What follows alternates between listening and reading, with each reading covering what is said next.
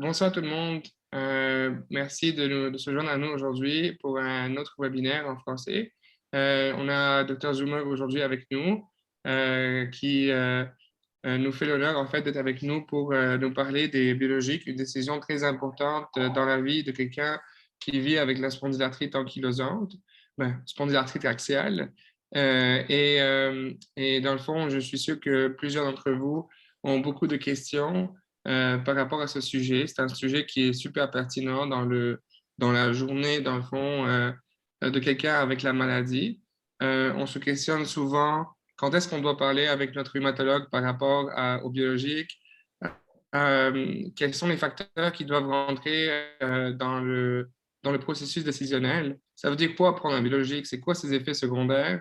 À quoi je dois penser? C'est quoi l'évidence vraiment là-dessus? Est-ce que je dois m'attendre à ce que ce médicament-là soit couvert ou pas? Et quels sont les mythes par rapport à ce médicament? Est-ce que c'est vrai qu'il diminue l'immunité? Est-ce que c'est vrai que ce médicament augmente le risque de cancer? Est-ce qu'il est aussi efficace qu'on pense? Donc, toutes ces questions-là, on a la chance aujourd'hui d'avoir un vrai expert avec nous, Dr Zoomer, qui nous fait l'honneur encore une fois d'être avec nous et qui est là pour répondre à ces questions. Mon nom est Eli Karam. Je suis le président de l'Association canadienne de spondylarthrite ankylosante ou axiale. Et je suis encore avec l'ancien nom. Ça me fait plaisir vraiment de vous accueillir tous parmi nous. C'est un événement qui est en live. Vous pouvez le voir en live ou vous pouvez le voir en enregistrement. Pour ceux qui sont en live, s'il vous plaît, faites-moi savoir d'où est-ce que vous venez.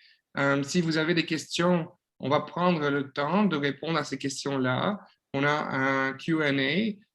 Donc, dans le Q&A, s'il vous plaît, mettez vos questions. On va essayer de répondre à autant de questions possibles. Et voilà. Du Saguenay, salut Claudie. Donc, encore une fois, on est très content de vous avoir ce soir avec nous. Dr Zoomer est là pour nous parler de biologique et on est là aussi pour répondre à vos questions. Un petit rappel, l'ACS est en train de mettre en place une série de webinaires en français dans son programme pour l'année. Et le but vraiment, c'est de vous passer toutes les informations possibles, imaginables, autant de support possible pour quelqu'un qui vit avec la spondie. Ce n'est pas une maladie facile, mais vous n'avez pas à faire ça tout seul. CS est là pour vous. On est là pour essayer d'éduquer autant que possible le monde avec des ressources fiables. C'est pour ça qu'on invite souvent des experts dans le domaine pour traiter différentes sphères de la maladie. Et voilà, on essaye vraiment d'être là, d'être présent. Donc, n'hésitez pas à nous suivre sur les médias sociaux. Si jamais vous avez des questions, si jamais vous voulez nous poser des questions, on est toujours là. On a un courriel pour ça. Visitez nos pages, visitez nos matériels. Et aussi, si vous avez envie de vous impliquer, n'hésitez pas à communiquer avec nous. Donc, encore une fois, on est très content d'avoir Dr Zoomer avec nous. On va commencer la session. Je vais faire une petite intro par rapport à Dr Zoomer qui lui, est professeur à l'Université de Montréal. Dr Zoomer qui a obtenu son diplôme en médecine initialement à Laval, puis après qui s'est formé à l'Université de Montréal, puis à McGill. Dr Zoomer était le chef de rhumatologie de Maisonneuve-Rosemont de 97 à 2017, pile poil 10 ans. Puis il est également le membre du comité du consortium de recherche au Canada sur la spondylarthrite axiale. Il a aussi servi comme président de l'Association canadienne de rhumatologie et l'Association des médecins rhumatologues de Québec. On est vraiment super content d'avoir un expert de ce calibre-là avec nous ce soir. Donc, encore une fois, il va pouvoir répondre à vos questions. Tout ce qu'il faut faire, c'est les laisser dans le Q&A. On parle de biologique ce soir. J'espère que vous allez profiter de ce webinaire et j'espère que vous allez en parler avec les gens qui en ont besoin. Dr Zoomer, je vous laisse la parole. Merci encore. Merci beaucoup, Eli. C'est très gentil. Et c'est un plaisir d'être ici avec tout le monde ce soir. Voyez-vous mon écran? Mon capot?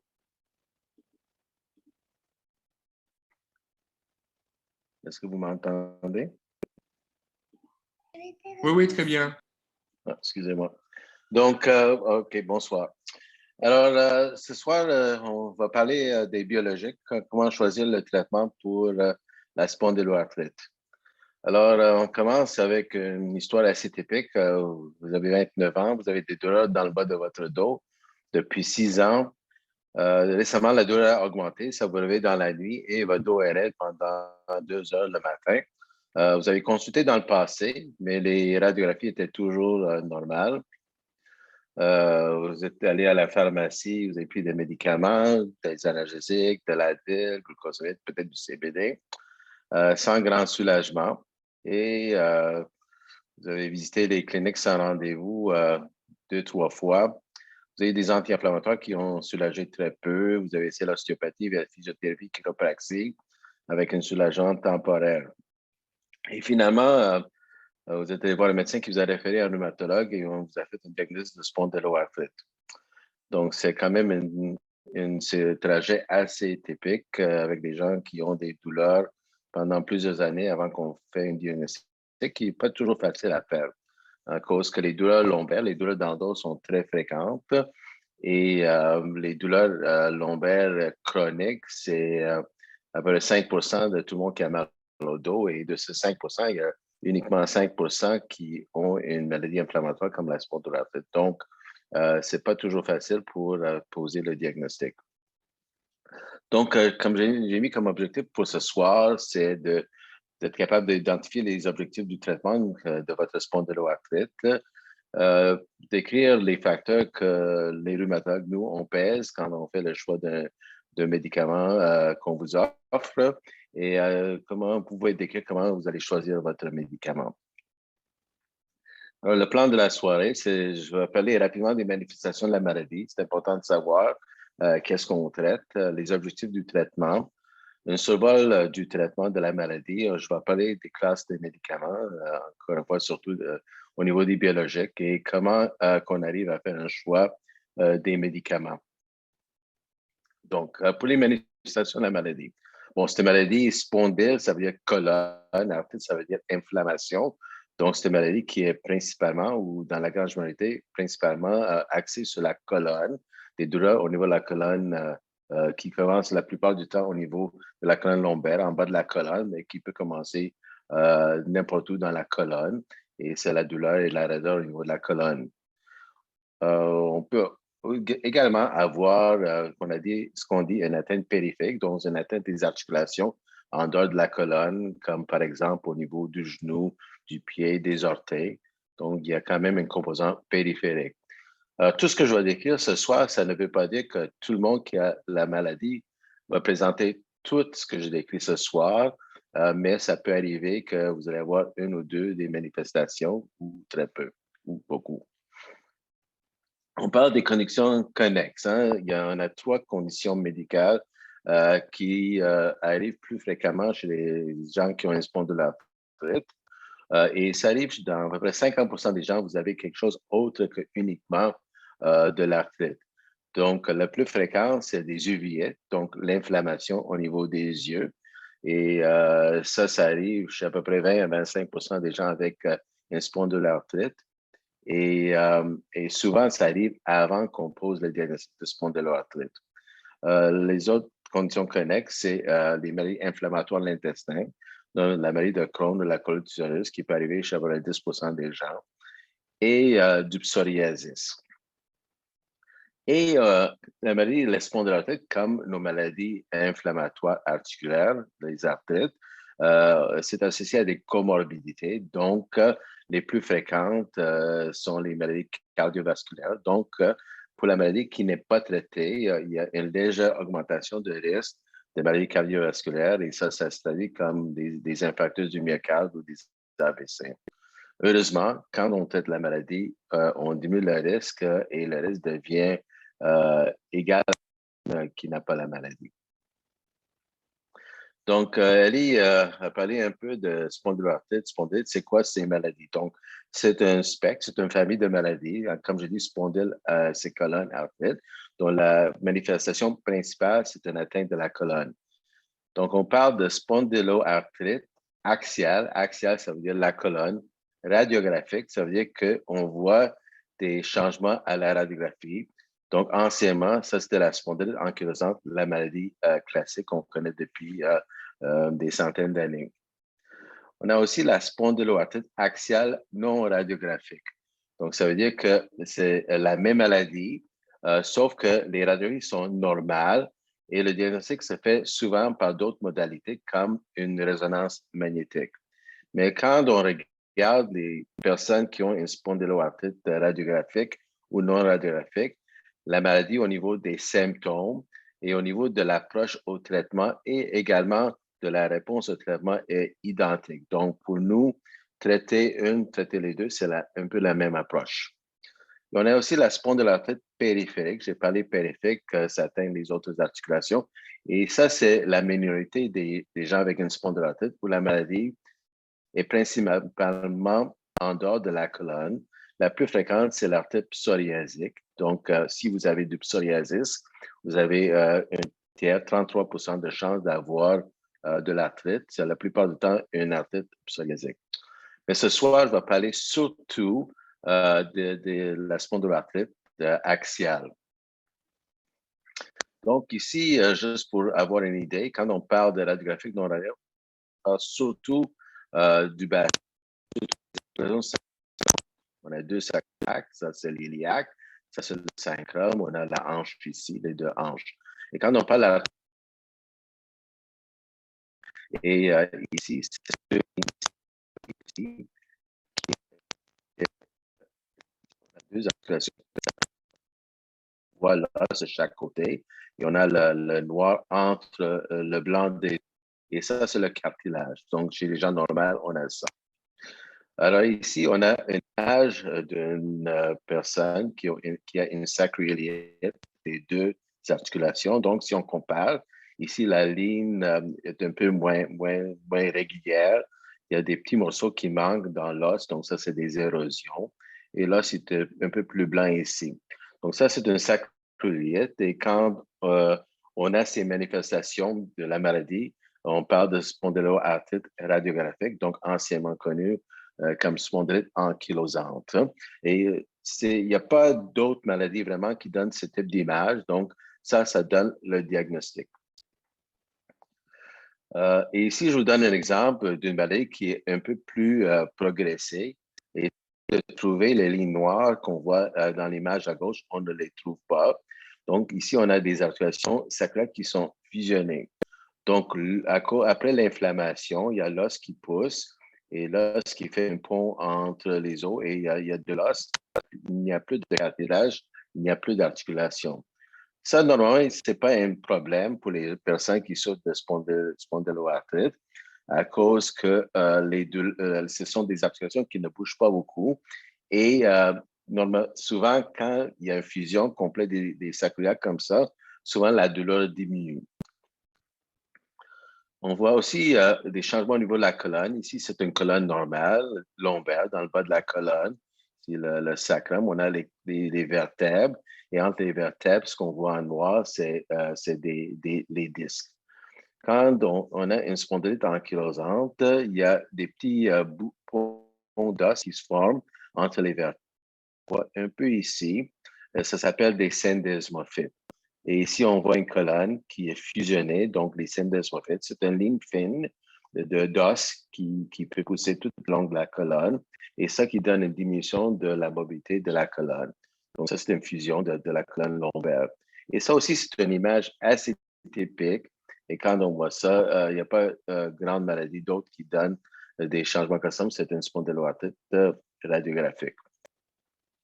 Donc, on revient avec une bassin normale, avec deux articulations sacroiliaques qui sont normales, avec une personne qui a tous les symptômes de spondyloarthrite et des facteurs de risque de la maladie. Et on peut demander une résonance magnétique. Et si on voit ici, c'est le sacrum, c'est l'os iliaque, l'articulation est ici. Et on voit du blanc ici, ça c'est de l'inflammation. Donc, il y a certains critères, mais quand on voit les critères d'inflammation au niveau de la sacroiliaque, avec des symptômes qui sont assez typiques, on peut poser le diagnostic de spondyloarthrite, mais non radiographique, à cause que la radiographie était normale, mais la résonance magnétique est anormale. Rarement, on peut également faire le diagnostic de spondyloarthrite non radiographique sans avoir une résonance magnétique, mais avec d'autres critères. Mais je ne expliquerai pas ça ce soir. Donc, on a la maladie, la spondyloarthrite axiale radiographique et non radiographique. Et ici, on va parler des deux ensemble comme maladie de spondyloarthrite. Donc, c'est quoi les objectifs du traitement? On parle toujours de bénéfices et de risques dans toute décision de notre vie, mais surtout quand on pose un diagnostic et quand on veut offrir des traitements. Les bénéfices de traiter votre maladie, c'est oui, de soulager la douleur et d'avoir une vie normale, de fonctionner normalement. Le risque, ça les risques de ne pas traiter la maladie ou des risques de ce médicament pour vous donner des effets secondaires, comme par exemple une augmentation de risque d'infection ou des fois, on peut avoir des effets secondaires au niveau de l'estomac, de l'irritation. Mais on pèse le bénéfice et le risque. Et quand le bénéfice est supérieur au risque, mais on dit, mais ça, c'est un bon choix de traitement. Par contre, quand le risque est beaucoup trop grand pour le bénéfice que ça peut prendre, ce que ça peut donner, à ce moment-là, on devrait opter pour un autre type de traitement. Il y a un autre facteur qui rentre en compte parce qu'il y a le bénéfice de prendre des médicaments, mais il y a aussi le coût. Alors, surtout avec les agents biologiques, ce sont des bénéfices qui coûtent cher. Donc, quand on voit le bénéfice, mais on peut dire que c'est un bénéfice qui vaut le coup et qui ne vaut pas le coût. Et ce n'est pas toujours nous qui décidons du coût, c'est surtout nos assureurs. Au Québec, c'est tout le monde a une assurance médicaments, que ce soit privé ou public, et le coût rentre en facteur. Et il faut savoir, est-ce qu'il y a vraiment un avantage de payer beaucoup plus pour le bénéfice que ça peut donner? Par exemple, vous êtes offert un médicament qui vous coûte, par exemple, 50 $ par mois et vous avez une amélioration de 70 %. Si on a un médicament qui coûte 300 $, donc 6 fois le prix du premier médicament, et ça améliore juste de 80 %, donc une augmentation de 10 % dans le soulagement, est-ce que ça vaut le coup? Et chacun, on peut prendre notre propre décision, voir si ça vaut le coup ou non. Mais au niveau des payeurs ou de la société, il faut qu'on décide quel bénéfice additionnel vaut le coup de payer beaucoup plus. Donc, ça rentre en compte et surtout, comme je dis, avec les agents biologiques où le coût est quand même assez important.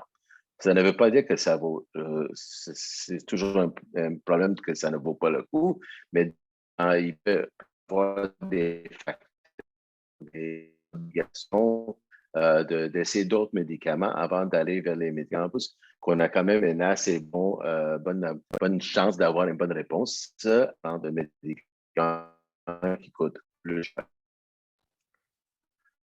Donc, les objectifs du traitement, mais évidemment, c'est l'amélioration des symptômes. Les symptômes les plus fréquents, c'est la douleur ou la raideur ou la fatigue. Souvent, la douleur, on a de très bons médicaments pour traiter ça. La fatigue, des fois, ça reste un problème. Nos médicaments n'améliorent pas toujours la fatigue qui est associée à la maladie. Et également, il peut y avoir d'autres raisons pour avoir la fatigue. La fatigue, il y a des multiples facteurs qui causent la fatigue. Et des fois, la maladie ou l'inflammation de la maladie n'est pas la cause principale. On veut améliorer la fonction. Ça, c'est bien important. Le but, c'est de vous rendre en mesure de faire tout ce que vous voulez faire, que ce soit au niveau de travail, de loisirs, des activités sociales et tout le reste. Donc, améliorer la fonction. Et souvent, en traitant la douleur, la raideur et la fatigue, on peut améliorer la fonction. On aime bien penser qu'on peut prévenir l'ankylose. Donc, l'ankylose, c'est la colonne qui devient rigide avec une diminution de la mobilité. Ça, à date, on n'a pas de médicament qui était prouvé de façon certaine à 100 % qu'on peut ralentir ou empêcher la progression de la maladie. Mais par contre, on a certaines données d'études qui démontrent que oui, probablement nos agents biologiques vont empêcher la progression de la maladie. Le problème, c'est que les changements se font très lentement. Ça prend des études qui sont très longues et on ne peut pas faire d'études avec un placebo parce que c'est non éthique de ne pas traiter les patients pendant, par exemple, 4 ans pour voir une différence entre les deux médicaments. L'autre chose qu'il faut considérer, c'est que la maladie n'est pas pareille chez tout le monde. Alors, ça, c'est des données d'une étude qui vient de l'Allemagne avec à peu près 150 patientes où ici, sur la ligne horizontale, vous avez la durée de la maladie qui va de 1 an à 50 ans ici. Ici, vous avez l'EMSAS. L'EMSAS, c'est une mesure de degré de la fusion ou de nombre de syndesmocytes au niveau de la colonne. Ça va de 0 à 72. Et chaque ligne, ça indique un patient. Donc ici, on a des patients en bas qui ont des maladies où il n'y a aucune progression. Donc, il n'y a pas de fusion de la colonne et même jusqu'à 40-50 ans, avec une maladie qui est quand même assez longue, il n'y a pas eu de fusion. Ici, on a des personnes qui progressent assez rapidement. Donc, quand on fait des études, c'est pas facile à identifier qui est ici, qui progresse rapidement. Et l'effet, on peut le voir des fois, on prend peut-être 10% de. Donc, la majorité des gens ne progressent pas et n'auraient pas progressé même sans maladie. Donc, actuellement, on n'a pas de médicaments où on a l'indication, donc, qui était prouvé que le gouvernement accepte que ce sont des médicaments qui empêchent la progression. Par contre, je vous dis qu'on a quand même certaines études qui disent que probablement que oui. Et les autres objectifs des traitements, c'est de regarder les conditions chroniques. J'ai parlé du psoriasis, des uveites, des maladies inflammatoires de l'intestin. Donc, on a des maladies qui traitent des médicaments biologiques qui traitent mieux certaines conditions chroniques que d'autres. Donc, le choix, ça va dépendre si vous avez une des conditions chroniques et si la condition chronique est assez importante ou plus importante que les symptômes de votre spondyloarthrite. Et encore, on a les comorbidités. Par exemple, si on veut traiter avec des anti-inflammatoires et vous avez fait des ulcères d'estomac avec des saignements de votre ulcère, c'est quelque chose qu'il faut prendre en considération quand on fait le choix de médicaments. Donc là, donc ça, c'est les objectifs du traitement. Je vous ai parlé des manifestations de la maladie. Là, le survol du traitement. Donc, il faut toujours commencer avec des traitements non pharmaceutiques, donc pas de médicaments, poids, avoir un poids santé. On sait bien que les personnes qui ont une obésité ont plus de chances d'avoir la maladie et c'est plus difficile à traiter la maladie. Donc, par exemple, traiter avec un agent biologique, quelqu'un qui a un surpoids par rapport à quelqu'un qui a un poids santé, les personnes qui ont un surpoids auront probablement moins de bénéfices du médicament, donc c'est un peu moins efficace. Et pour ces gens-là qui ont un amaigrissement, donc qui perdent, disons, par exemple, 10 kilos, on a une meilleure réponse, donc une meilleure amélioration des symptômes. La même chose pour fumer. On sait que le tabagisme, pour la réponse au traitement, diminue la réponse au traitement. Donc, vous avez moins de chances d'avoir un soulagement de votre traitement si vous fumez que si vous arrêtez de fumer. Fumer aussi, c'est pas bon pour la maladie et pour les poumons. Des fois, à cause de l'arthrite, on peut avoir de l'inflammation dans les petites articulations à côté de la colonne qui fait que ça fait bouger les côtes quand on prend, par exemple, un grand respire. Donc, pour les gens qui ont une fusion de ces articulations, les côtes ne fonctionnent plus pour ventiler les poumons, mais c'est surtout le diaphragme. Donc, si vous fumez, vous risquez d'avoir une atteinte au niveau de vos poumons et donc ça va rendre la respiration plus difficile et moins efficace au niveau des traitements. L'exercice physique, c'est bien important et la physiothérapie a été démontrée très efficace pour améliorer les symptômes de la maladie. Il faut faire attention de choisir une bonne physiothérapeute qui connaît la maladie. C'est pas un physiothérapeute. On est en train d'essayer d'éduquer les physiothérapeutes également quand on font l'éducation même pour les médecins de première ligne, mais ça prend quelqu'un qui connaît la maladie pour vous faire un bon plan, un bon programme d'exercice. Et on a d'autres soins paramédicaux qui sont souvent importants aussi. Par exemple, si on a besoin des soins ou d'un ergothérapeute, d'un travailleur social, d'un psychothérapeute, d'un nutritionniste, c'est tous des gens qui peuvent aider quand on a accès. Ce n'est pas toujours facile à avoir accès. On essaie toujours de convaincre les payeurs, les décideurs que ces types d'interventions pourront avoir un bénéfice et ça vaut le coup. Donc, la chirurgie, c'est très rare qu'on opère pour la maladie. Il n'y a pas grand-chose, au moins qu'on a une articulation périphérique qui a une arthrose à cause qu'il y a eu de l'inflammation pendant très longtemps. Les articulations qui sont des fois plus un problème, et ça, c'est rare, mais ça peut arriver que ce soit les hanches et les prothèses totales des hanches, quand la hanche est atteinte de la maladie, peut aider de façon très importante la qualité de vie des personnes avec la spondyloarthrite. Aller avec des hanches qui sont malades à des hanches, à des prothèses, ça change la vie de façon très importante. Et là, on arrive aux médicaments. Donc, c'est quoi les classes de médicaments qui sont utilisés et qui sont indiqués pour la spondyloarthrite? Donc, on a les analgésiques qui sont des médicaments qui n'ont pas d'action directe sur la maladie et qui peuvent aider pour la douleur. Alors, vous connaissez bien l'acétaminophène, le Tylenol. Les antidépresseurs ont un effet aussi contre la douleur, en plus d'avoir un effet antidépresseur, souvent à des doses qui sont beaucoup moindres que les doses antidépresseurs. On a les neuromodulateurs, comme par exemple le prégabalin, le Lyrica ou le gabapentin, le Neurontin, qui peuvent aider pour gérer la douleur. Les opiacés ne sont pas un bon choix, sont des fois utilisés, mais ce n'est pas un tellement bon choix pour la maladie, ça n'a pas une grande efficacité. Et des infiltrations, ça nous arrive des fois à faire des infiltrations. Évidemment, si on a une inflammation d'une articulation, on peut faire une infiltration de cortisone.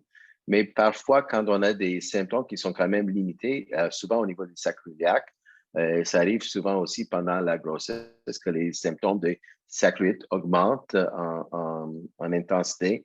On peut faire des infiltrations au niveau des sacroiliacs.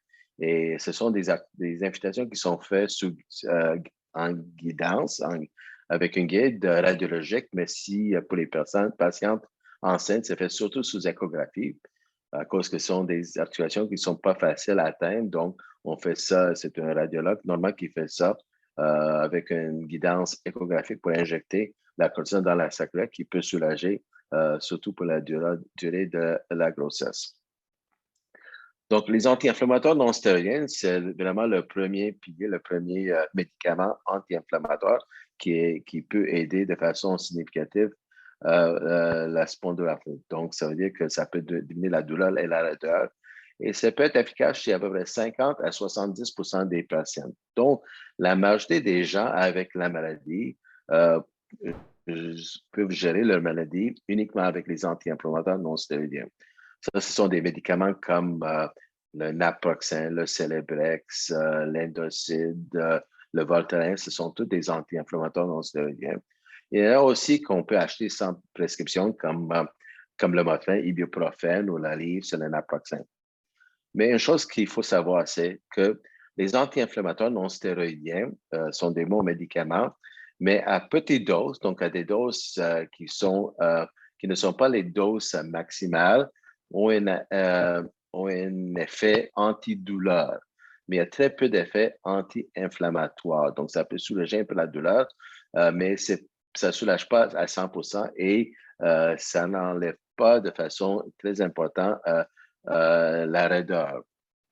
Donc, pour avoir un bon effet au niveau des anti-inflammatoires, il faut les prendre à des doses anti-inflammatoires.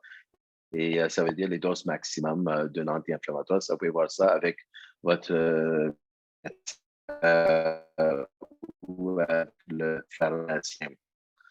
Alors, on a eu, si les gens se rappellent de l'histoire de Vioxx et d'autres anti-inflammatoires et même des énoncés de Santé Canada qui disaient que les anti-inflammatoires peuvent augmenter le risque de maladies cardiovasculaires, d'infarctus du myocarde. Et ça, c'est vrai pour les gens qui sont à risque. on a quand même des études pour les gens qui ont une spondyloarthrite, qui ont de l'inflammation. Et quand on a de l'inflammation avec des anti-inflammatoires, ça réduit le risque de maladie cardiovasculaire, donc d'infarctus et d'AVC. Donc, en général, on dit que ces médicaments augmentent le risque cardiovasculaire, mais pour les gens avec une spondyloarthrite qui ont de l'inflammation, diminuer l'inflammation, enlever l'inflammation, ça diminue le risque de maladie cardiovasculaire. C'est sûr qu'on a des effets secondaires possibles et qui peuvent arriver comme des brûlures d'estomac, des douleurs de l'estomac, des ulcères d'estomac et rarement des hémorragies. Et là, avec votre médecin, vous pouvez voir c'est quoi votre risque d'avoir une de ces complications. Je vous ai parlé de bénéfices et risques. Si le risque est de 1% ou en bas de 1%, c'est une chose, mais si le risque est de 35 ou 50%, c'est un autre risque. Donc, il faut discuter des facteurs de risque. Et le plus fréquent, c'est les gens qui ont déjà fait des ulcères ou qui ont déjà fait des hémorragies. Les anti-inflammatoires peuvent également augmenter la pression. Donc, les gens qui sont traités ou qui ont des facteurs de risque pour l'hypertension artérielle, ça peut augmenter votre tension artérielle. C'est une question de surveiller, de prendre la tension artérielle. Des fois, on ne peut pas continuer avec les anti-inflammatoires, mais des fois, on peut modifier le traitement antihypertenseur pour être capable de les prendre de façon régulière. On n'a pas de preuve que les anti-inflammatoires non stériens modifient l'évolution de la vie, donc prévenir l'ankylose. On a certaines études qui disent que peut-être si vous les prenez régulièrement à des doses anti-inflammatoires de façon continuelle, possiblement, et on a d'autres qui n'ont pas vraiment démontré. Les études sont en cours, les bonnes études de qualité qui peuvent nous donner la réponse. Donc, ça, c'est à venir.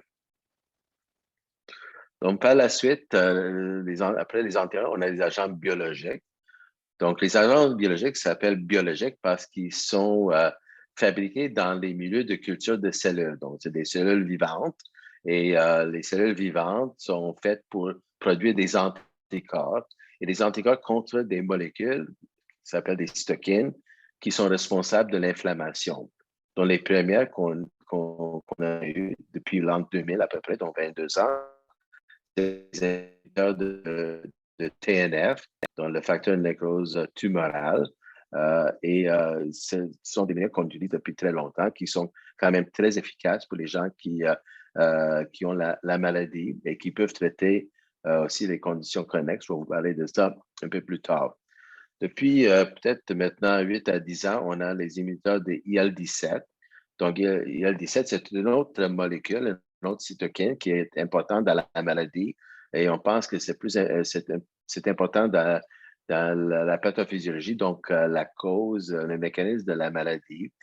Donc, les inhibiteurs d'IL-17 sont efficaces. Les agents biologiques, en général, sont tous efficaces, ont toutes la même efficacité. Donc, j'ai dit que les anti-inflammatoires non stériles, vous avez à peu près 50 à 70 d'avoir une excellente réponse, de ne pas avoir besoin d'un agent biologique. Et si vous prenez un agent biologique après un échec aux anti-inflammatoires non stériles, vous avez encore à peu près 70 à 80 de chances d'avoir une bonne soulagement et une bonne réponse au traitement. On a une autre classe d'inhibiteurs, c'est les IL-23, c'est une autre molécule, IL-23. Ces médicaments ne sont pas efficaces pour la spondyloarthrite, mais c'est efficace pour l'arthrite psoriasique et pour le psoriasis. C'est très efficace pour le psoriasis. Des fois, ça peut aider pour la douleur lombaire chez les gens qui ont de l'arthrite psoriasique. Et on est en train d'étudier maintenant pour voir si l'inflammation au niveau de la colonne des gens qui ont de l'arthrite psoriasique est semblable à celle de la spondyloarthrite à cause que cet anticorps peut soulager les symptômes de douleur lombaire. Et on a également des petites molécules, ça s'appelle des inhibiteurs de JAK, ça c'est des produits chimiques qui entrent dans les cellules pour diminuer l'inflammation. Il y en a qui sont actuellement utilisés pour l'arthrite psoriasique, pas encore pour la spondyloarthrite. Donc, quand on parle des inhibiteurs de TNF, de facteur de nécrose tumorale qu'on a depuis 22 ans, on a 5 médicaments. Tous ces médicaments se donnent en injection.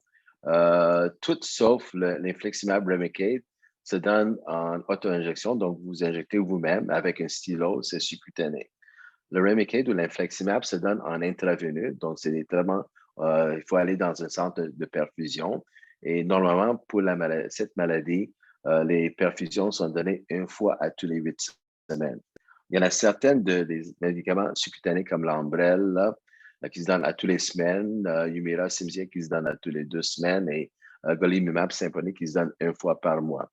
Au niveau de l'efficacité, ils sont toutes semblables. Donc, il n'y a pas une qui est meilleure que l'autre au niveau de l'effet sur votre arthrite. Il y a des gens qui préfèrent se faire injecter une fois par semaine, d'autres une fois par mois, d'autres tous les 2 semaines. Et il y a des gens qui préfèrent avoir des infusions.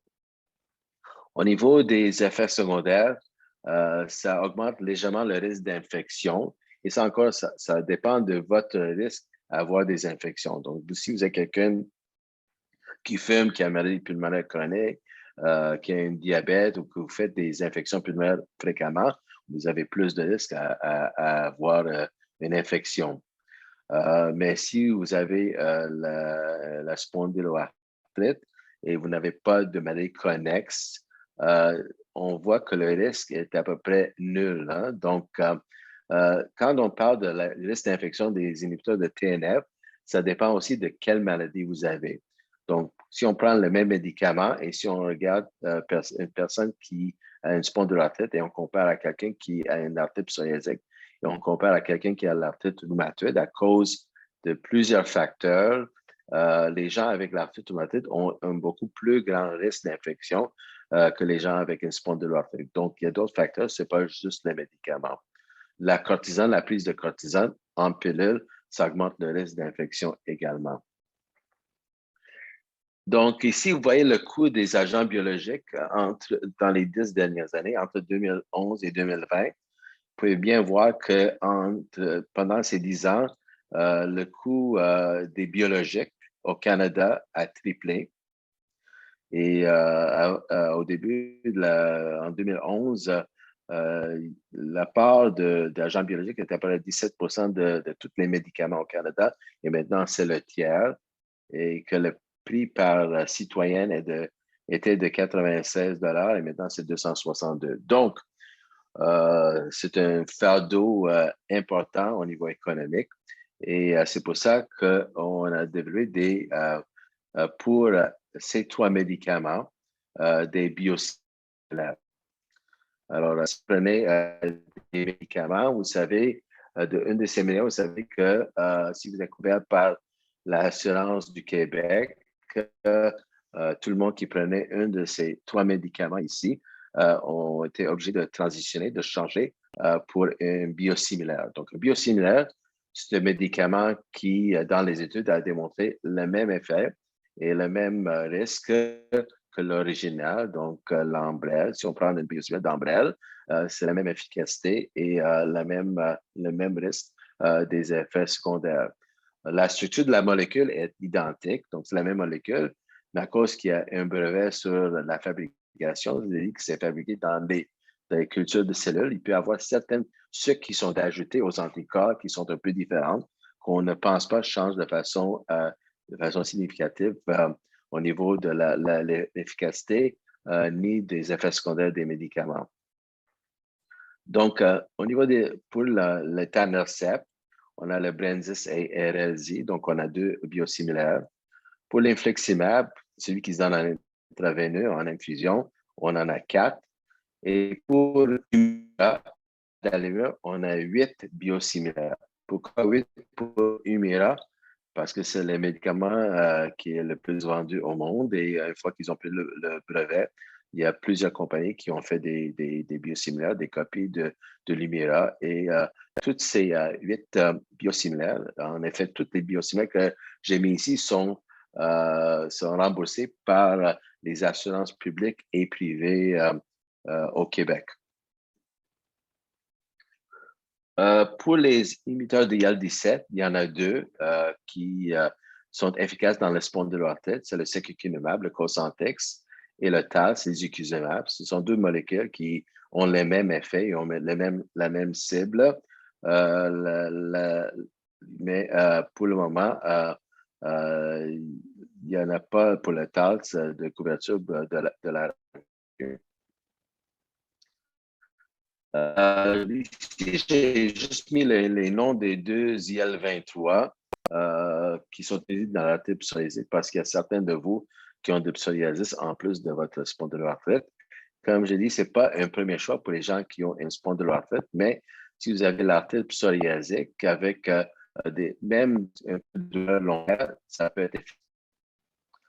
Petites molécules, le tofacitinib et le lupadacitinib, le Xeljanz et le Rinvoq, sont deux molécules qui sont utilisées, qui sont approuvées pour l'arthrite psoriasique.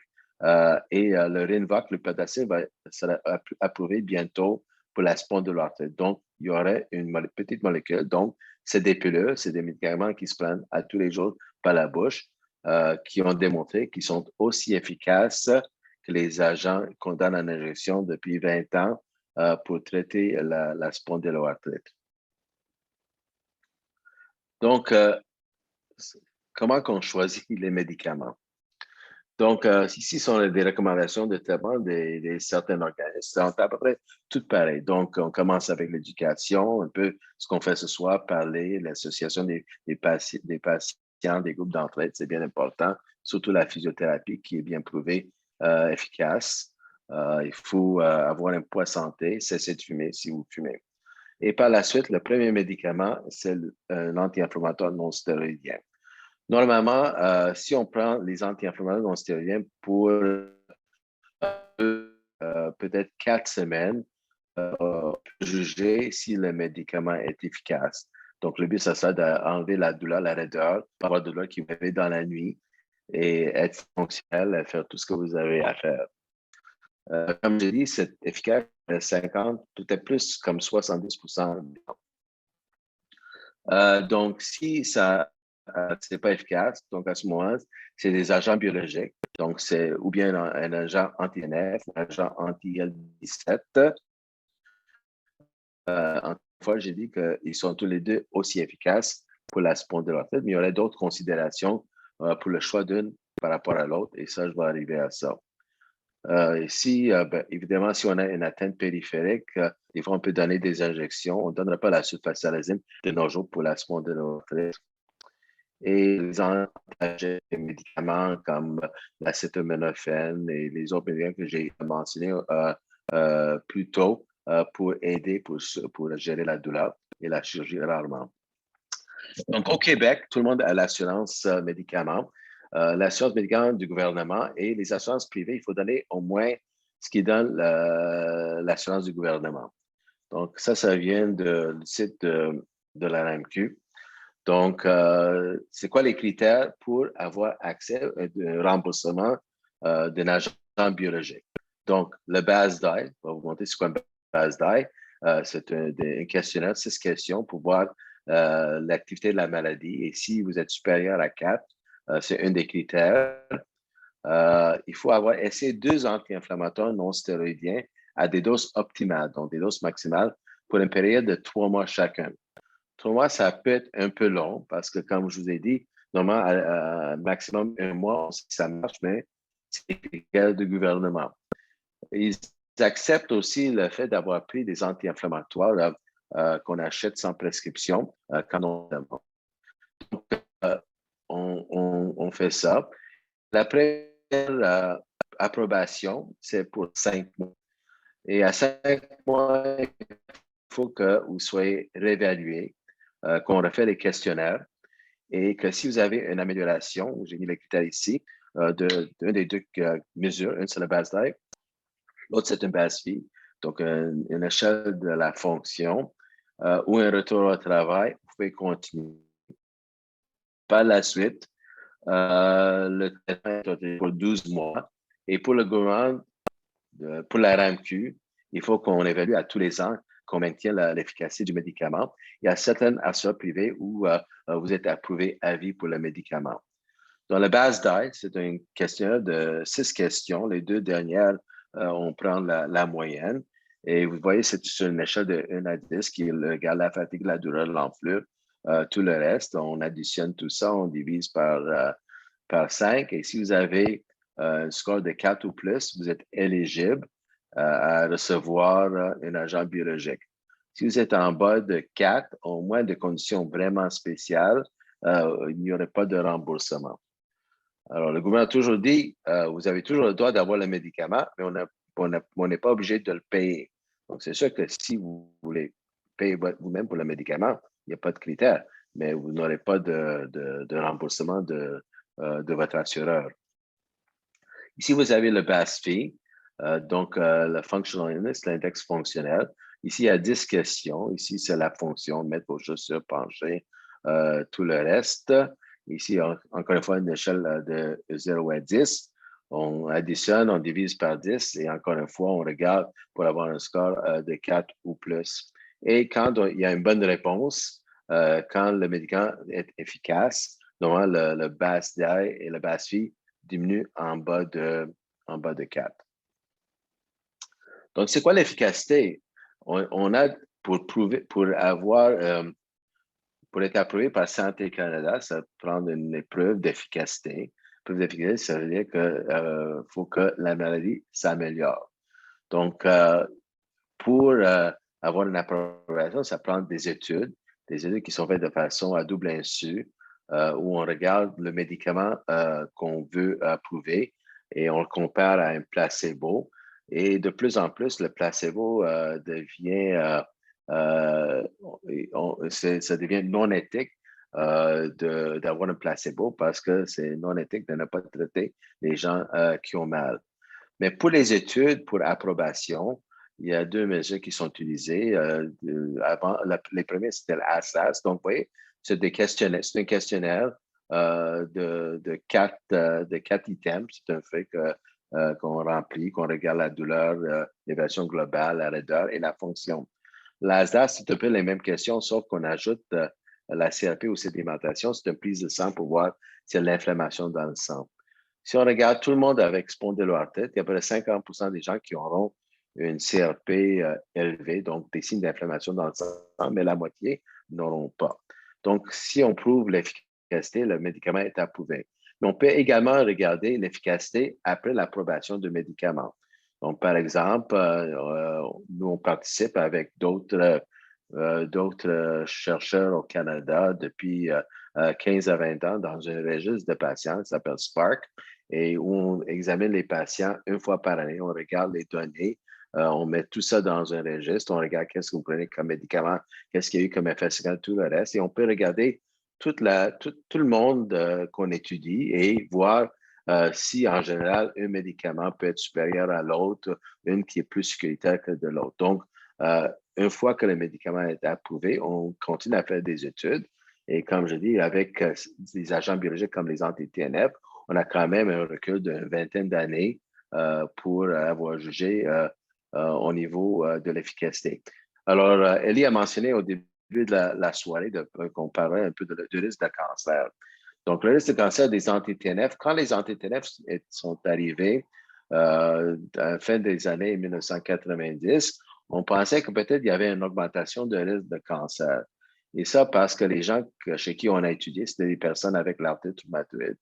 Et les gens avec l'arthrite rhumatoïde ont une augmentation de risque de cancer. Et c'est surtout les gens à haut risque de cancer, donc les gens qui avaient beaucoup de maladies, qui avaient reçu le médicament. Donc, au début, on pensait et on faisait attention, on se méfiait de ça.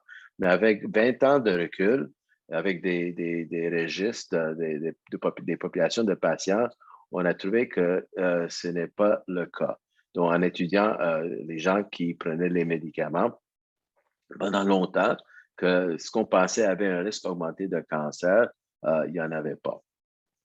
Donc, on regarde quand on veut faire un choix de médicament, surtout s'il y a des contre-indications. Par exemple, si on veut donner un agent anti-TNF, si vous avez la sclérose en plaques, c'est une contre-indication à cause que ça peut activer la sclérose en plaques. Ça peut donner des crises de sclérose en plaques.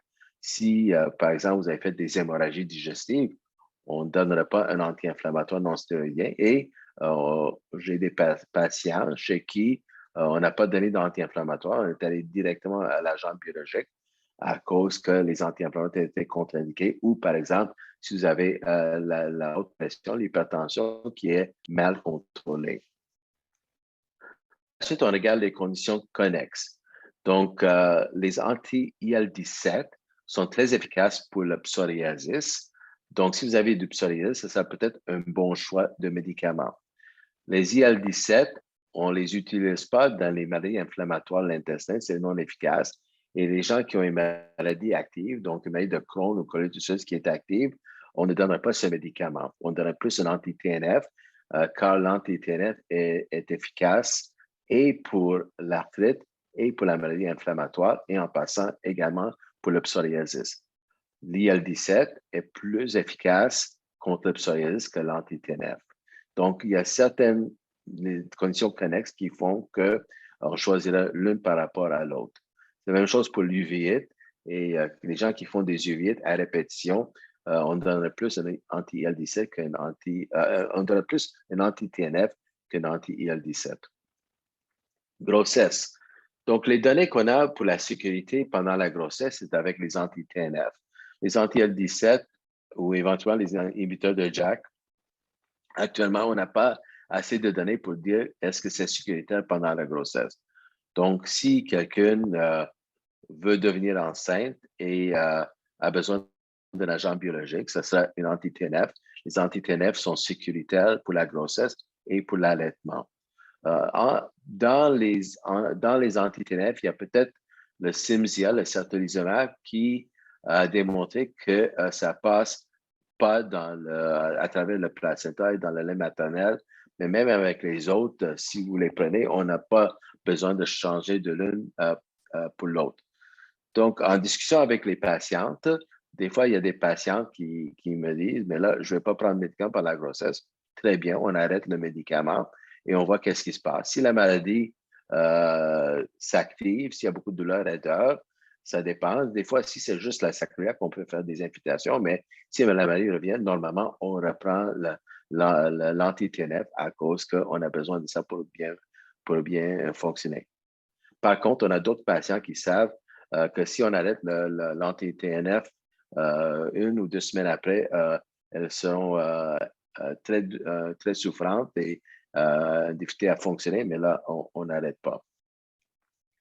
La voie et fréquence d'injection, c'est aussi un choix. Si vous me dites que vous n'aimez pas les aiguilles, donc à ce moment-là, on peut faire ou bien l'injection 1 fois par mois, ou bien on peut demander de faire les infusions dans les traitements intraveineux 1 fois tous les 2 mois.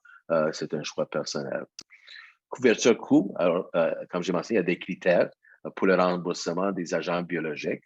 Et le coût, mais le coût ici, c'est le même coût pour tous les médicaments, sauf les biosimilaires qui sont moins chers.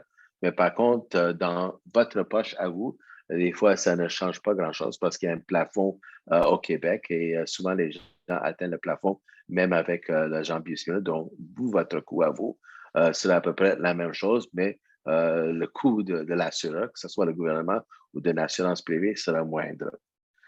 Mais aussi les programmes patients. Donc, chaque agent biologique est acheté à un programme patient. Donc, pour ceux qui ont des agents biologiques, vous savez. Donc, les programmes patients sont très utiles quand on fait la demande pour un agent biologique parce que c'est un peu comme l'intermédiaire entre nous et la RAMQ ou l'assureur privé. Les programmes patients peuvent aussi aider pour le copaiement, donc l'argent que vous avez à payer de votre poche. Et souvent, il y a des gens qui ont des subventions, des programmes patients, parce que c'est quand même des médicaments qui coûtent cher. Mais quand on fait le choix de médicaments pour un programme patient, ce qui est important, c'est pour nous, les médecins, c'est les programmes avec qui on fonctionne bien. On a des programmes où ça va mal, on a la misère à communiquer avec, c'est beaucoup plus difficile à interagir avec les autres. Il y en a qui sont plus faciles. Donc, par exemple, si on a le biosimilaire de adalimumab Humira, on a 8 compagnies. Nous, on choisit la compagnie ou le médicament avec la compagnie avec laquelle nous, on travaille bien avec, on a une bonne communication pour vous rendre plus facile la vie pour avoir les médicaments le plus vite possible. et on regarde les effets secondaires. Donc, on fait un dépistage des infections pour l'hépatite VIH et TB, la tuberculose pour les gens qui prennent des anti-TNF. Si vous avez fait une TB et vous avez une TB qu'on dit latente, donc vous n'avez pas d'infection active, mais la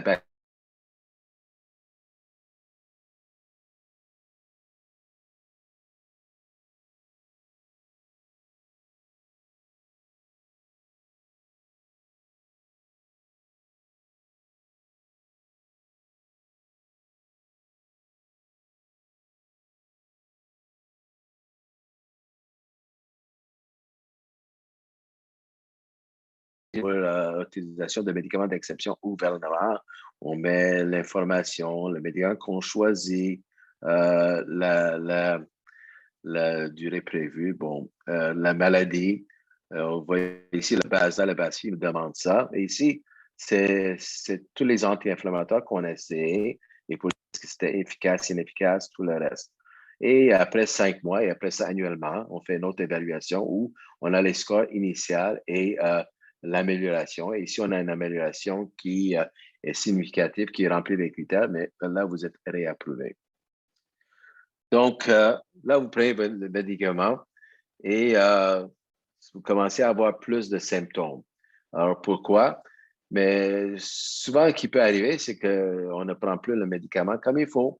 On saute des doses, on arrête, que ce soit volontaire, involontaire. Des fois, on arrête à cause, par exemple, qu'on va avoir une intervention chirurgicale. Donc, une des raisons pour lesquelles les médicaments fonctionnent moins bien, c'est parce que des fois, on oublie de prendre le médicament. Mais il peut y avoir d'autres causes des symptômes. Si on a mal au dos, c'est pas juste la spondylarthrite qui donne mal au dos. On peut avoir de l'arthrose, on peut avoir de l'ostéoporose, qui peut donner des douleurs. Donc, il faut s'assurer que si on a besoin de changer de médicament, c'est dû à la maladie. Et si c'est une autre cause, qu'on traite l'autre cause, qu'on traite autrement. La maladie est fluctuante, donc c'est pas une maladie qui est toujours stable. Donc, la maladie peut avoir des pics. Et si on a des pics, mais des fois, on traite les pics, mais on garde le même médicament. Ou bien des fois, c'est une vraie perte d'efficacité. Et si c'est une perte d'efficacité, mais à ce moment-là, on peut changer de médicament et on voit avec les mêmes critères de voir s'il y a une amélioration après 5 mois et par la suite annuellement. Donc, en conclusion, mais la spondylarthrite est une maladie chronique, mais on n'a pas de guérison pour la maladie. Donc, la grande majorité des gens auront besoin de médicaments pour le restant de leur jour ou bien jusqu'au temps qu'on trouve la guérison de la maladie. Et ça, on a bon espoir. Il y a de la recherche qui se fait, mais la recherche va à sa propre vitesse.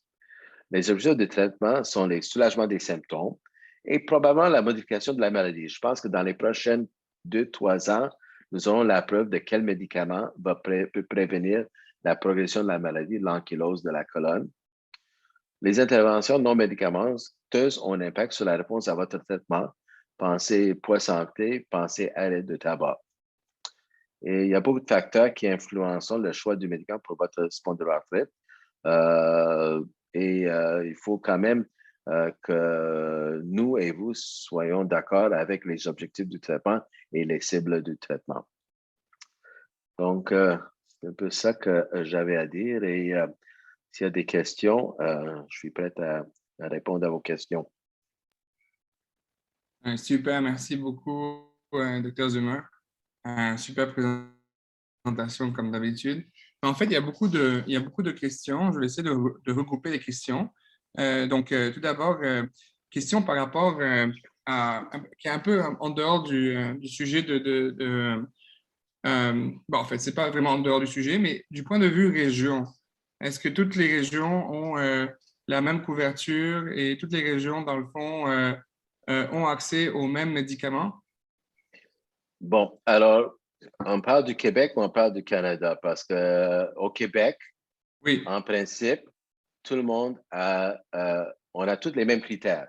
Comme je dis, si on a assurance de la RAMQ ou si on a assurance privée, l'assurance privée, il faut donner le minimum. Et au Québec, on est chanceux parce que les critères sont bien et tout le monde qui a besoin d'un agent biologique va le recevoir. Par contre, c'est le diagnostic qui peut tarder. Donc, vous savez bien, on crée bien ça, on travaille là-dessus, d'essayer de faire une diagnostic plus précoce, c'est une chose. L'accès, des fois, à la résonance magnétique peut être un problème dans certaines régions avec un grand délai. Et Des fois, on a besoin de ça pour prouver le diagnostic. Et c'est aussi un facteur de pronostic de réponse. Hein. Quelqu'un qui démontre de l'inflammation à la résonance magnétique aura un meilleur bénéfice du traitement biologique que quelqu'un qui n'en a pas. Et encore une fois, en région, dépendant où vous êtes, je prends par exemple Gatineau, dans cette région-là, il y a une pénurie sévère de rhumatologues. Donc, si vous avez la chance d'avoir un médecin de famille ou un interniste qui peut bien faire le diagnostic, qui connaît bien la maladie et qui peut prescrire le médicament, parce qu'il n'y a pas de restriction qui peut prescrire le médicament, mais c'est vraiment l'expertise en faisant le diagnostic et à poser l'indication et à connaître les critères. Donc, en principe, tout le monde, mais en pratique, dépendant de votre accès à un médecin, à la résonance, à un rhumatologue, ça peut varier. Ah, ça, je ne savais pas. Ça, c'est super intéressant parce que justement, on avait une question comme quoi en Outaouais, ils n'avaient pas de rhumatologue, bien que ce soit comme une ville il y a assez avec une bonne population. Donc là, en fait, je ne savais pas que n'importe quel médecin pouvait justement prescrire si jamais il y a indication, bien sûr. Donc, Il y a, il y a un rhumatologue, mais il est débordé. Il y a un rhumatologue qui fait l'itinérance, mais ce que j'ai entendu, c'est, je pense, dans les prochaines années, il y en a 2 nouvelles rhumatologues qui devraient s'installer. J'espère que ça bon, va marcher pour vous autres.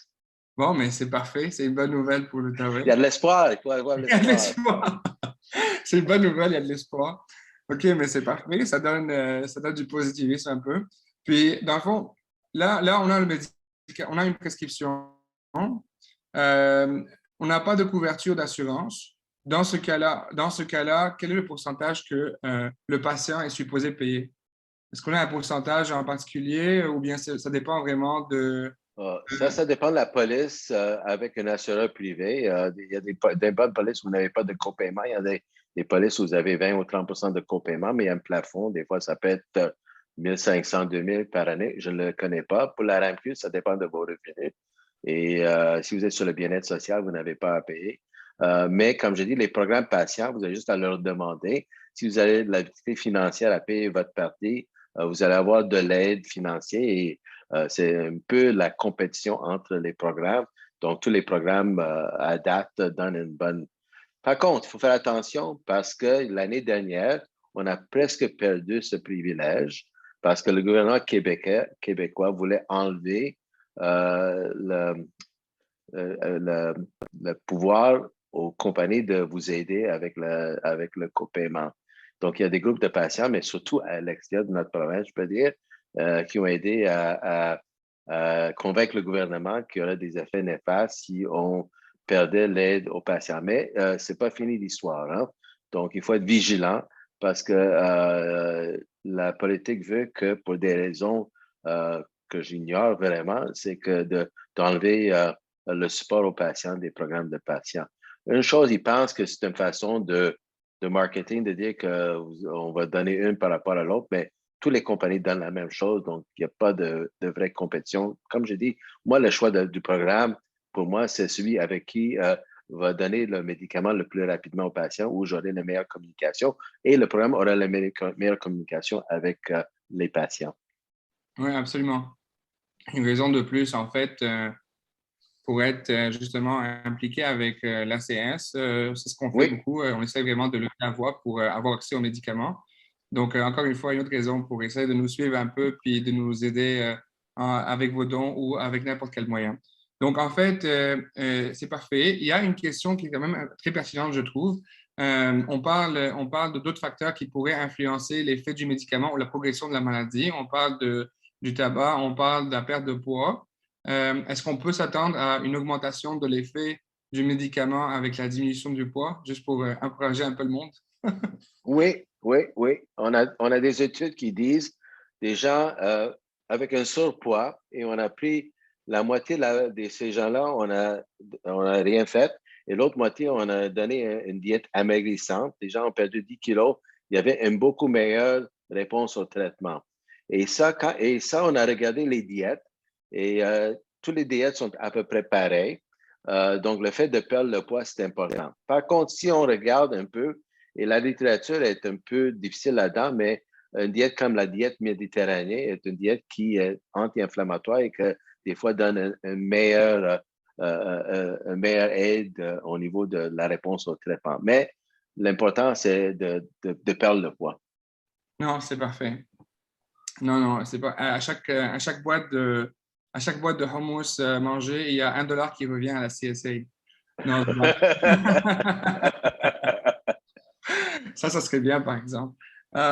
Puis, du point de vue médicament, on parlait du mode d'administration. Il y a certains médicaments, en fait, la majorité sont par injection, infusion. On parle maintenant beaucoup aussi de JAK2 inhibitors, les inhibiteurs de JAK2. Est-ce Oui. que c'est quelque chose qui serait considéré comme première ligne pour quelqu'un qui a peur des piqûres? Bon, il ne faut pas avoir peur des piqûres, mais pour les gens qui préfèrent avoir une pilule, oui, ce n'est pas encore approuvé. Donc, le Rinvoq, l'upadacitinib, qui était un JAK1, un anti-JAK1, vient d'être approuvé le mois dernier aux États-Unis et était soumis, je pense, à Santé Canada et sera probablement approuvé. Mais, mais, si on regarde la RAMQ, le médicament est approuvé pour le traitement de l'arthrite rhumatoïde et ça fait 3 ans pour la traitement et ce n'est pas encore remboursé par la RAMQ. Donc, une chose, c'est l'approbation par Santé Canada. Là, vous pouvez l'acheter, l'utiliser, le prescrire et tout le reste. Mais les assureurs privés vont probablement le couvrir assez rapidement. Mais le processus est long. Je ne parle pas du processus, mais ça passe par différents paliers gouvernementaux avant de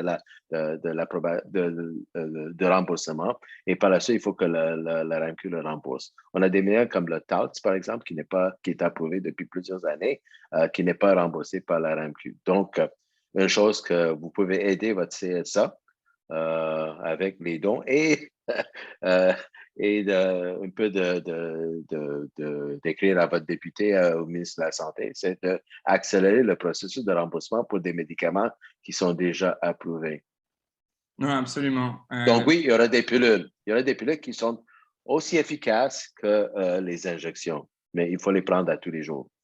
C'est bon, c'est parfait. Mais oui, c'est tellement important, l'accès aux médicaments, malheureusement. Les thérapies innovantes, ça prend des fois jusqu'à 5 ans avant d'avoir accès vraiment. Et c'est vraiment très dommage. J'espère qu'on va pouvoir améliorer ça dans les prochaines années. Donc, on peut prendre les injections, on peut prendre les pilules. Qu'est-ce qui fait que, dans le fond, on y va avec un médicament plus que l'autre? On a parlé des fois qu'il y a des comorbidités comme le psoriasis qui font pencher vers un anti-TNF, par exemple, plus que l'IL-23, l'IL-17, pardon, ou 23. Mais qu'est-ce qui fait comme clencher dans la décision au début anti-TNF versus IL-17? Pourquoi est-ce qu'on commence par l'anti-TNF? Si, par exemple, on a une maladie inflammatoire de l'intestin, si on a du psoriasis, pas psoriasis, mais maladie inflammatoire de l'intestin, et si on a des uveites, on pencherait plus vers anti-TNF. Si on a du psoriasis, on pencherait peut-être un peu plus vers un IL-17. Même, je regarde plus au niveau des contre-indications dans un premier temps que les indications. Donc, si c'est une contre-indication, comme je dis, la contre-indication de donner un anti-TNF, ce sera la sclérose en plaques ou l'insuffisance cardiaque sévère. Hein? Une contre-indication à donner un anti-IL-17, ce sera une maladie de Crohn ou une colite ulcéreuse qui est active. Donc, la première chose, c'est éliminer une si on ne peut pas le donner. Mais si on a le choix des deux, des fois, il y a des gens qui ont des préférences, injection une fois par mois et tout ça. Il y a certaines comme le secukinumab Cosentyx, la dose initiale pour la spondyloarthrite, c'est la demi-dose de psoriasis, donc le coût est beaucoup moindre, donc on peut essayer ça aussi. Donc, c'est tout une chose, tous des facteurs qui font. Et un facteur que vous venez me dire que ma tante ou ma soeur ou mon ami a pris ce médicament et ça marche de façon fantastique, ce serait un bon choix et souvent, c'est ce médicament que les gens veulent essayer et avec raison parce qu'ils voient leur ami, le membre de la famille qui va très bien avec le médicament. Pourquoi pas eux? Et s'il n'y a pas de raison de ne pas le prescrire, mais c'est une bonne raison de le prescrire. Parce qu'il Ouais, faut avoir confiance dans notre médicament. C'est bien important d'avoir confiance aux médicaments, hein. absolument. Je peux pas, je suis tout à fait d'accord avec ça. Il faut vraiment avoir confiance, puis vraiment, comme dans le fond, essayer de le prendre le plus constamment possible et ne jamais manquer une dose. Justement, est-ce que c'est normal de prendre notre médicament et de le combiner avec des anti-inflammatoires? Oui, et on a des gens chez qui, normalement, les anti-inflammatoires sont donnés et si on a une réponse partielle, on ajoute l'agent biologique. Des fois, on peut enlever l'anti-inflammatoire, des fois, non. Et donc, on a des personnes qui ont besoin d'un anti-inflammatoire, peut-être une moindre dose d'un anti-inflammatoire avec l'anti-TNF. On a des personnes qui prennent l'anti-TNF ou l'anti-L17 et qui n'ont aucun symptôme, qui n'ont pas besoin d'autres médicaments. On a des études en cours pour voir si on combine les deux, est-ce qu'il y a un avantage de maintenir l'anti-inflammatoire, même si on n'a pas de symptômes, surtout au niveau de la progression de la maladie. Ça, ce sont des études en cours et ça va prendre quelques années avant qu'on ait la réponse. Mais pour le moment, on traite les symptômes. Donc, si vous êtes bien avec un agent biologique, prenez votre anti-inflammatoire au besoin. Mais si vous n'avez pas besoin, prenez-le pas. Parfait, parfait. Donc, est-ce que ça veut dire qu'on est... Ça, c'est la question qui revient tout le temps. On parle d'immunosuppression versus immunomodulation. Donc, nous, on est plus immunomodulé que immunosupprimé. Ça veut dire quoi? Oui, Quel genre de bébite peut nous atteindre plus que les autres? Qu'est-ce qu'on doit, à quoi on doit faire attention? OK. Bon, vous êtes immunomodulé, ça dépend de la maladie. Pour la spondyloarthrite, vous n'êtes pas très immunosupprimé. Donc, vous n'êtes pas beaucoup à risque d'infection. Immunomodulé, ça veut dire qu'une partie de votre système immunitaire fonctionne un peu trop, et c'est ça qui est responsable de l'inflammation de la maladie. Il peut y avoir une autre partie qui fonctionne un peu moins bien, qui diminue un peu votre protection contre les infections. Comme je l'ai dit, pour les spondyloarthrites, le risque d'infection est très, très minime, hein, pour la maladie. Et on n'a pas vu avec le COVID, par exemple, une augmentation de risque de COVID ni de complications chez les gens avec une spondyloarthrite, d'ailleurs avec toutes nos maladies rhumatologiques. Et ce qui est très sécuritaire, très bien à savoir, c'est que les médicaments qu'on prend, les anti-TF et les anti-L17, on n'a pas eu d'augmentation de risque d'infection avec. Et ça n'a pas diminué l'effet du vaccin. Donc, les vaccins sont importants, les vaccins standards, hein, mise à jour des vaccins, et le vaccin contre le COVID, très important, les 3 doses. Euh, pour les anti-TNF, ça augmente légèrement votre risque de zona. Donc, ça serait une bonne idée de discuter pour le vaccin contre le zona. C'est le seul vaccin qui n'est pas payé par le gouvernement, donc il faut le payer de la poche. À peu près, je pense que ces 2 injections, ça coûte à peu près 350 ou 400 dollars pour les deux. Donc, si vous avez des assurances privées, tant mieux. Si vous prenez un agent biologique, il y a les programmes des biologiques qui vont subventionner le vaccin contre le Shingrix. Demandez au programme, demandez à votre médecin. Pour l'anti-TNF, un peu comme j'ai dit au début, si vous avez une TB latente, une tuberculose latente, ça peut réactiver, mais on fait un dépistage et on traite. Avec l'IL-17, l'infection qu'on voit qui n'est pas une infection sévère ou grave, c'est le muguet, hein, le candidiase buccal, donc un peu de champignon dans la bouche. On traite ça localement. Normalement, on n'arrête pas le médicament. Donc, pour les gens avec une spondylarthrite, c'est sûr qu'on surveille le risque d'infection, mais le risque est beaucoup moindre que nos autres maladies rhumatologiques et presque pas d'augmentation significative dans le risque. Mais le vaccin est très important. Parfait. Mais ça passe vraiment une très bonne idée. Maintenant, comme, si vous avez un patient en clinique, puis là, dans le fond, il se met à, il commence à vous raconter de ses symptômes qui, des fois, dans le fond, sont, en fait, le rendent très, très symptomatique. Mais des fois, ça va bien. Il y a des jours, ça va bien. Il y a des jours, ça va très, très bien. Il y a des jours, ça va mal. Puis il y a des jours, ça va très, très mal. Puis là, il y a une grosse confusion. Est-ce que je dois demander à mon rhumatologue par rapport au biologique, est-ce que je suis rendu là? Quel est le turning point que vous avez remarqué chez les patients qui font que là, ils viennent chez vous puis ils sont comme, OK, est-ce qu'on peut commencer les biologiques? Ben, pour quelqu'un qui prend des anti-inflammatoires, ça a un impact la maladie a un impact important sur la vie, que ce soit la douleur, la fonction, mais je pense qu'on est rendu là. Hein? On n'a pas de, comme si on compare à d'autres maladies rhumatologiques, d'autres médicaments entre l'anti-inflammatoire et l'agent biologique. Donc, c'est l'anti-inflammatoire, ça ne marche pas, c'est l'agent biologique. Alors, il y a des critères, comme j'ai mentionné, il faut avoir une base d'A, une base Phi en haut de 4, mais normalement, si vous êtes tant atteinte, oui. Des fois, il faut, notre job aussi, c'est de s'assurer que quand ça va mal, c'est dû à la maladie, c'est pas dû à d'autres choses. Hein?